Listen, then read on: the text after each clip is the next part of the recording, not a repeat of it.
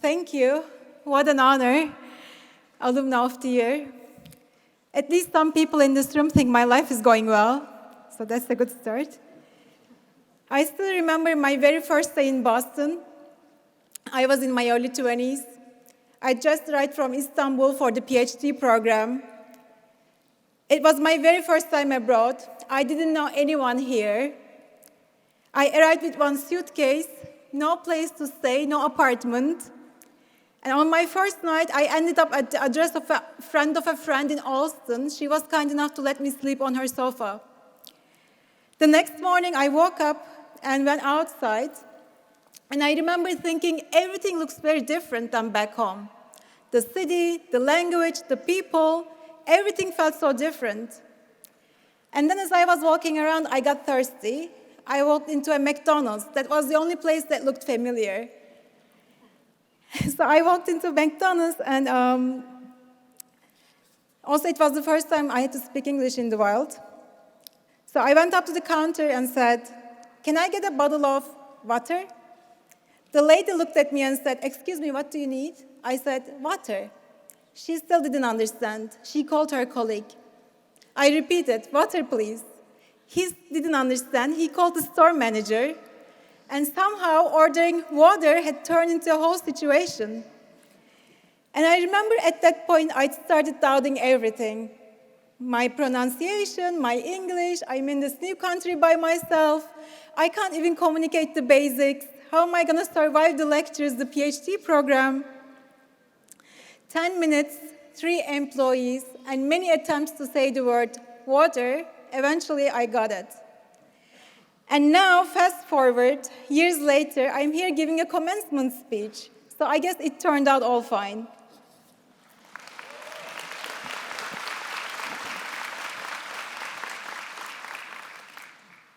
When I got the email from Professor Kolyos telling me I'd been named the Alumni of the Year, I was at my parents' house. Naturally, I wanted to share this fantastic news with someone. So I did what everyone does first. I ran and told ChatGPT. ChatGPT congratulated me, told me that I deserved it. Very supportive, very cheerful, as usual. I said thank you, and then it kept going. It told me that I'm an exceptional person, with no context, very confidently. Regardless, I believed it. And then me and my AI, we spent about 30 minutes just hyping each other up. Since then, award or no award, that's been my daily routine, and I like it very much. I just want to say that. But eventually, I told my parents about the award. They were happy for me. And then the first thing my dad asked was, "Are they going to pay you?" And I'm like, "No, Dad, this is not how it works." Which is exactly why I talked to my AI first. Although, just to double check, is there any cash prize to this? No? Okay, my dad just wanted me to double check. I'm just asking. So after the initial excitement of the award news, my first thought was, what am I going to say in this speech? So again, I did what everyone does next. I went to YouTube and searched commencement speech. And immediately the names started popping up. Oprah, Obama, Taylor Swift, all giving advice, all extremely accomplished, all celebrities. I had a brief moment of panic. I'm not a celebrity. Also, I hate giving advice, especially to young people. Partly because I think every generation is smarter than the previous one. Honestly, if I really need to give advice, I'd rather give it to older people. I think they need it more. The young people, they already have TikTok. What am I going to tell you guys that someone hasn't already explained in 20 seconds with a better lighting, a trending sound, and a weird dance? That's the reality. The world today is full of advice. Podcasts, YouTube, Instagram. And it's good, don't get me wrong, I like it. It's 3 habits of successful people, 5 things to avoid in your 20s, how to win in the AI era, it's everywhere. It makes us more informed, more intelligent. But here is the question. What do we do with that intelligence? How much of it actually makes us move? How much of it actually changes how we behave, how we make decisions? So for this talk, instead of giving advice, adding more advice to the world, I tried something else. Before preparing the speech, I asked my friends and colleagues how they think I behave. I asked, what do you think keeps me going? And a few patterns showed up. None of them sound particularly smart, but they seem to work for me, so today I'm going to share 3 of these patterns with you. The first one thing people kept telling me was, Gonca, you don't seem to notice when you don't fit in. So a few years ago, a student came to my office. She was very polished, face and hair done, full look. She asked me to be her advisor.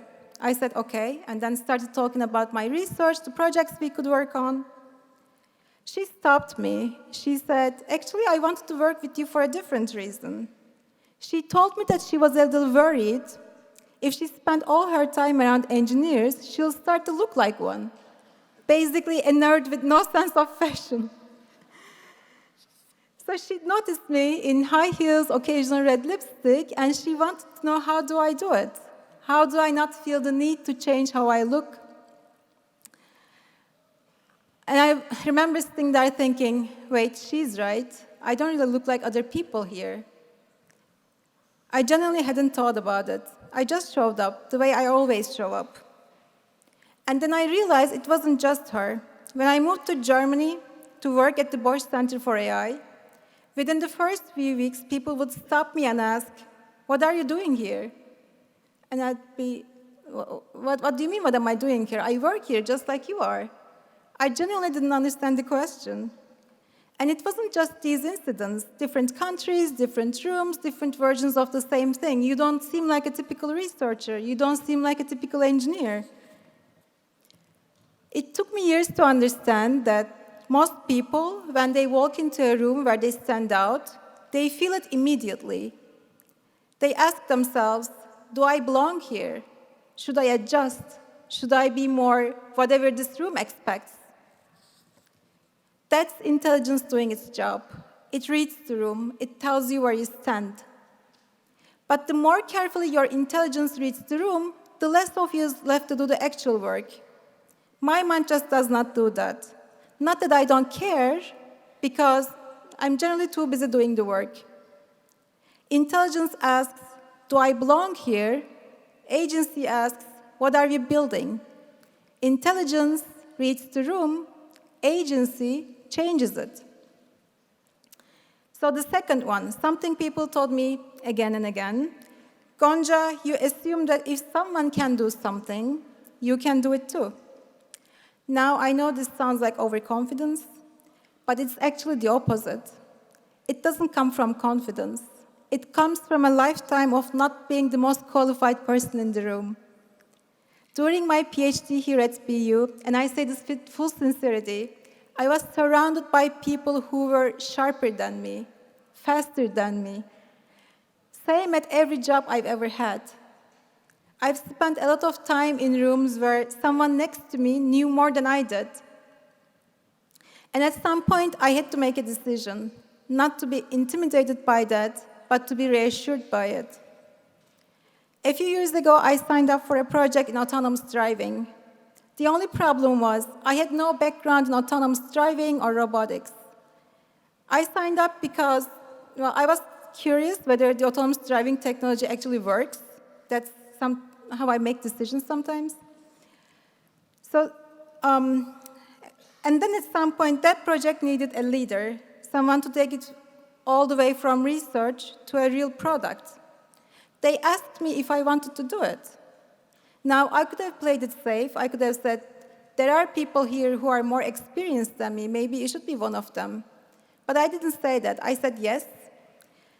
And later, that project became the first AI-based behavior model for autonomous driving, deployed by Audi, Porsche, today running on the roads in 16 countries in Europe and the United States.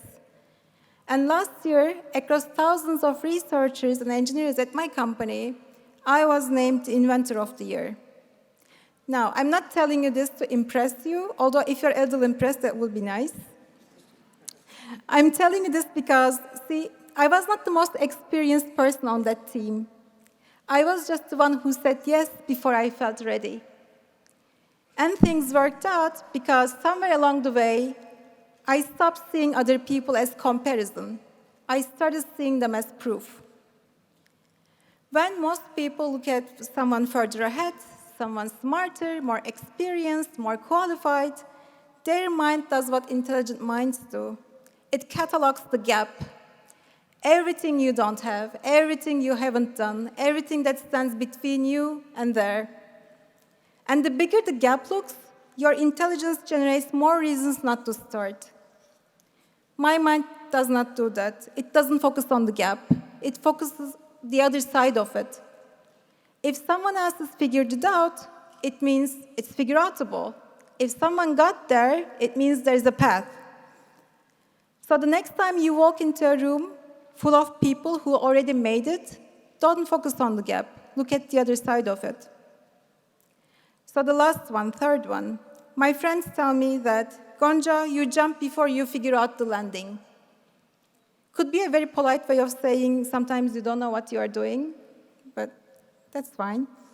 A few months ago, I made a decision from the outside that made very little sense. I had a lifetime contract with my employer in Germany. Respected, stable, if you know Germany, a little too stable.